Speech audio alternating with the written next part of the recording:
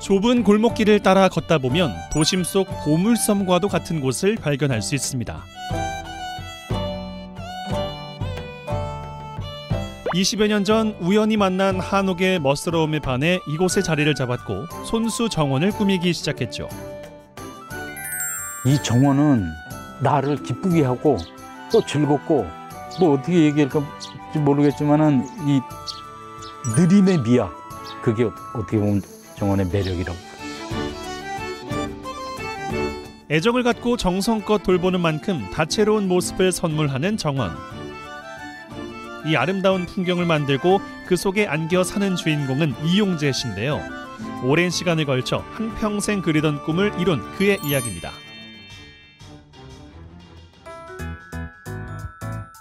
크고 작은 건물로 가득 채워진 도심 속 잠시나마 숨을 돌릴 수 있는 공간이 있습니다.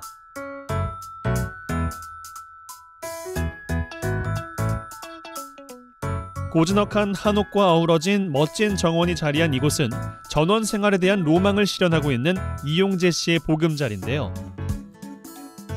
도시에서 거의 한 40대 초반을 살아본 결과로는 이렇게 살면서 나중에는 무슨 재미로 내가 인생을 살았까, 뭐 이런 이제 생각들. 그런 과정에서 이제 광양을 한번 와보는데 백운산이 너무 좋더라고. 그래도 40대 초반에 젊었을 때 산도 가깝고 바다도 가깝고 그런데 살았음 하고 생각이 딱 적정히 여기 광양이라. 그러니까 난 지금도 21년째 사는데 나는 뭐 즐겁고 행복하고 내 친구들한테도 자랑스럽게 난 여기서 재밌게 살고 있다 하고 얘기하고 그러죠. 그는 20년 전 운명처럼 이 집을 발견했습니다. 관리가 제대로 되지 않아 풀만 무성했던 이곳이 어쩐 일인지 잊히지 않는데요. 켜켜이 쌓인 깊고 진한 세월의 흔적을 그냥 지나칠 수가 없었던 거죠. 결국 그는 이 집의 주인이 됐는데요. 손수 집을 고치고 꽃과 나무를 심은 지 20여 년. 정원은 푸르른 생명력을 갖게 됐습니다. 정원을 꾸린 거는 뭐 이렇게 꾸며야지 내가 무슨 뭐 그림을 그려보겠어 뭐 했어. 근데 요만큼 심어보고 저만큼 심어보고 한 게 한 20년 오니까 이렇게 자리도 잡히고 다른 사람들 와서 아유 이쁘네요 뭐 잘해 놓으셨어요 그런 얘기를 듣는 게 내가 뭐 이거를 뭐 꾸밀라고 수년 안에 아니면 몇 년 해서 쉽게 얘기해서 뭐 도면을 그려놓고 이렇게 보게 저렇게 한 거는 아니고 이만큼 옮겨보고 저만큼 옮겨보고 했던 게 이제 이렇게 여기까지 온 거지. 나 그런 재주도 별로 없습니다. 특별한 재주랄 것도 없었습니다. 그저 꽃 한 송이, 나무 한 그루, 내가 좋아하는 것들로 하나하나 채웠을 뿐이죠. 20여 년간 정성과 애정을 담은 정원에는 100여 종이 넘는 꽃과 나무가 심겨졌는데요. 계절마다 바뀌는 아름다운 정원의 모습은 그의 가장 큰 행복이 됐습니다. 행복한 순간은 뭐 그냥 매일 아침 찾아오는 거라. 아침에 마당에 딱 일어나서 마당에 딱 내려오면은 그 푸르른 신선함 뭐 그런 거. 그래서 예를 들어서 뭐 그런 순간은 이제 매일 아침에 느끼는 거지. 뭐 좋다. 오늘은 저놈들이 꽃을 피우네. 저놈들은 지고 이제 또 다시 시작하면 뭐 그런 것들. 내가 손수 가꾼 아름다운 풍경을 자랑하고 싶은 건 어쩌면 당연하겠죠. 개인 정원이지만 누구나 정원에 들어와 쉬어갈 수 있도록 문을 활짝 열어두고 있는데요. 꽃들과 이런 환경, 이게 도심하고 틀린 이 환경 속에서 그 지친 마음의 그 치유를 받는 것 같습니다. 정원을 가로질러 집 안쪽으로 가면 용재 씨의 비밀 공간을 만날 수 있습니다. 그가 정원을 꾸미는 것만큼이나 좋아하는 취미생활 중 하나인데요. 옛 물건에서만 느낄 수 있는 세월의 깊이에 하나둘 모으기 시작했다는 민속품들. 단지부터 맷돌, 화로까지 빛바랜 물건들이 들려주는 이야기를 듣고 있노라면 시간이 어떻게 가는 줄도 모르겠다는 그입니다.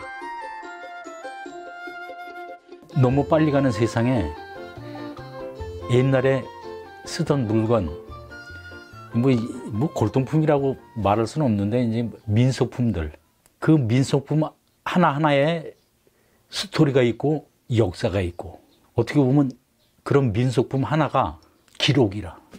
그런 걸 생각하면서 이거를 한 점 한 점 모으면은 재밌어요. 엄청 재밌어. 내가 사는 공간에 대한 애정은 곧 삶에 대한 애정이겠죠. 평생을 바라던 나만의 정원이 있고 내가 가장 좋아하는 일을 할 수 있는 공간. 20여 년이 넘는 세월을 보내며 이제 광양은 그에게 삶의 행복을 알려준 마음의 고향이 됐습니다. 이제 봄서부터 이제 그 싹이 딱 트면서 꽃이 피고 지고 이런 과정이 어떻게 보면 그때가 돼야 피고 열매도 맺고 그런 과정들을 가장 가까이에서 느리게 볼 수 있는, 그게 어떻게 보면 이 정원의 매력이라고 나는 개인적으로 그렇게 생각을 하고 있습니다. 용재 씨가 이곳에 뿌리내리게 된 결정적인 역할을 한 건 광양의 산들이었습니다. 지금도 그는 일부러 시간을 내 산을 오르고 있는데요. 광양의 많은 산들 가운데 그가 가장 애착이 가는 곳은 마로산성입니다. 6세기 초 백제시대 때 마로현이라 불리던 광양의 행정기관을 지키기 위해 쌓은 산성인데요. 유사시에 대비해야 했던 만큼 광양 도심을 아울러 볼 수 있는 곳이기도 합니다.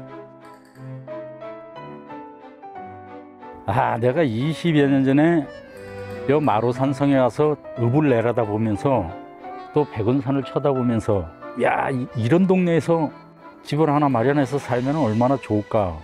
그게 결국은 이제 실현이 되고 20년이 지났는데도 보석 같은 동네라. 기가 막힌 거지. 여기서 더 저희 집 정원을 뭐 발전시키고 어떻게 하느니 잘 가꾸고, 주변에 저처럼 작은 정원이라도 갖고 싶은 분이 있으면 저한테 오셔서 의논하시고, 또 저희 집에 남는 거 또 분양도 해드리고, 이렇게 해서 읍이 점차적으로 숲으로 변하고 꽃향기가 넘쳐나는 그런 동네가 됐으면 좋겠다, 그 바람입니다. 어두웠던 골목이 환히 빛나기 시작했습니다. 나만의 정원을 꾸미고 싶었던 한 사람의 바람은 도심 속 휴식처를 만들었고, 정원을 가꾼 그의 삶에도 은은한 향기가 피어나기 시작했죠. 때로는 위로가 되고 때로는 설렘으로 기쁨을 주는 나만의 정원. 이 소소한 행복을 더 많은 사람들이 느낄 수 있길 그는 오늘도 바라봅니다.